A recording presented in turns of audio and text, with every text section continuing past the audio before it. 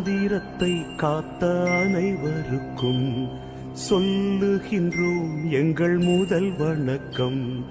தாயின் மணிக்கொடி சொல்லுது ஜெய்ஹிந்த். தாயகம் காத்திட தன்னலம் போக்கிட சொல்லுக ஜெய்ஹிந்த். என் இந்திய தேசம் இது, ரத்தம் சிந்திய தேசம் இது. காந்தி மகான் வந்த கண்ணிய பூமி இது.